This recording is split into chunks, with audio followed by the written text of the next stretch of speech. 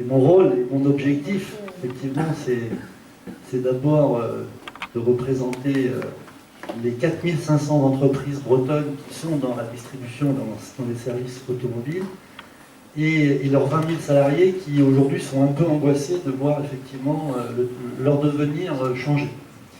Et donc, deux approches effectivement importantes, enfin il y a deux approches possibles. C'est celle de dire on est mort, ils vont nous enlever notre business et dans 10 ans on n'existe plus parce que dans 10 ans ils n'utiliseront plus de voitures, ils rouleront qu'avec des véhicules électriques, ils prendront que les transports en commun, ils vont acheter une bagnole, ils vont se la partager à 10, etc. etc., etc., etc. Et donc on arrête d'investir, on débauche, on change de métier et puis voilà. Ça, c'est la première approche, mauvaise, bien sûr, vous avez compris. Puis il y a la deuxième, l'approche qui consiste à dire, le monde change, eh bien, changeons avec lui. Hein, et donc, associons-nous, vite, vite, vite, associons-nous à toute cette, on va dire, dynamique prospective que BMA en Bretagne a initiée. Et c'est pour ça qu'il y a à peu près un an, ou un peu plus d'un an, j'étais venu assister à une première réunion de présentation ici, enfin en ce qui me concernait, en tous les cas c'était une première. Et quand j'avais vu dans la salle plus de 300 ou 250 ou 300 personnes, et qu'il n'y avait que moi qui était de l'automobile, on va dire, sur le terrain, quoi, avec le bon de commande, la clé à molette, la caisse à outils et autres, et j'étais le seul, quoi. Je dis mais où on est là, on est mort, quoi. On est mort, il y a tout le monde, tous les gens de l'environnement économique, social, il est là, et puis nous, on n'est pas là, et ils sont en train de parler de mobilité automobile. Donc il est grand temps qu'on se réveille, quoi.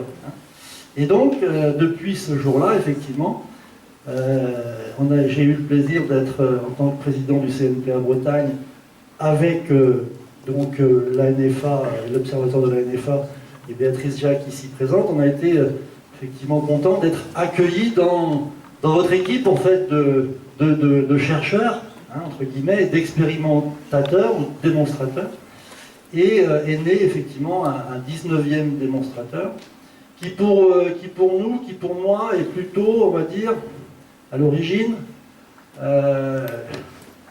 une bonne raison d'être parmi vous et d'étudier vos démonstrations et vos expérimentations parce qu'elles vont impacter directement sur ce que nous on va avoir besoin de faire demain pour répondre aux nouvelles attentes et aux nouveaux comportements en termes d'organisation de la mobilité automobile, enfin entre guillemets, n'ayons pas la langue de bois, de comment vous allez acheter la voiture, comment vous allez rouler avec, l'user un peu et comment vous allez l'entretenir et la réparer. Parce qu'à un moment donné, il faut quand même qu'on reste un peu aussi mécanicien et vendeur dans l'art.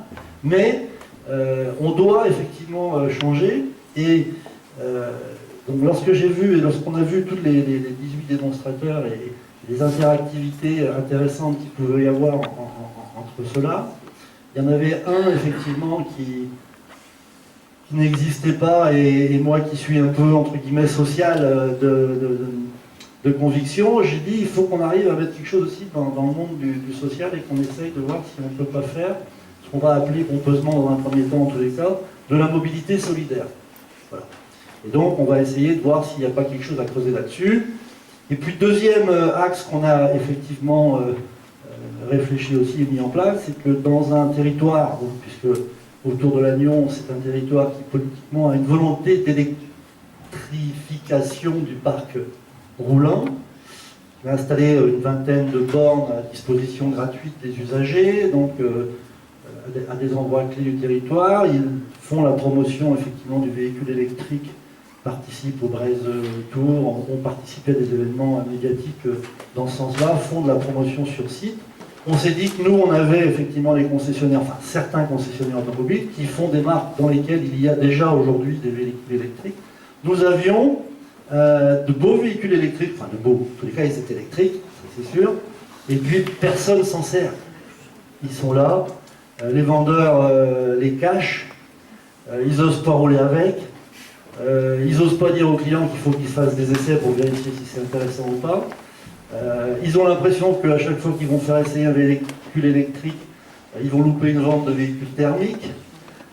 Et donc finalement, on s'est dit que c'est plutôt que de laisser ces véhicules-là sur les parcs à rien faire, qui coûtent un peu d'argent, on va essayer de créer, on va dire, une offre d'expérience de véhicules électriques, soit aux gens effectivement du territoire, ou soit aux gens qui viennent en vacances et qui arrivent et qui, quand ils sont en vacances, soit ils sont venus avec leur propre voiture ou avec des transports en commun, mais en tous les cas, quand il fait beau, puisque chez nous il fait toujours beau, qu'on est en vacances et qu'on a du temps libre, pourquoi pas passer pour quelques euros, on va dire, quelques heures dans un véhicule électrique, le long de la côte de Granit-Rose, là, à Ploumanac, Pérouse et Trégastel, c'est merveilleux. Et on revient en disant, le véhicule électrique, c'est fantastique. Quoi. Voilà. Et puis, ça fera peut-être aussi la promotion du véhicule électrique. Donc voilà.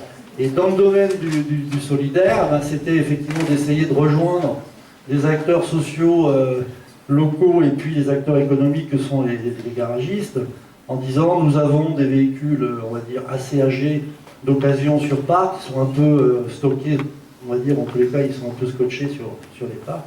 Pourquoi ne pas essayer de les mettre à disposition à des gens qui n'ont pas les moyens de louer un véhicule sur le marché tel que les tarifs le proposent aujourd'hui, qui n'ont pas les moyens d'acheter un véhicule, même ancien, pour pouvoir rouler avec, l'entretenir et autres, et qui, à un moment donné, ont un besoin dans une démarche soit de recherche d'emploi, de formation professionnelle ou d'insertion professionnelle. Et si on peut essayer de créer quelque chose entre les deux, on aura aussi... on va dire, donner un peu de valeur ajoutée à notre image de professionnel de l'automobile. Merci.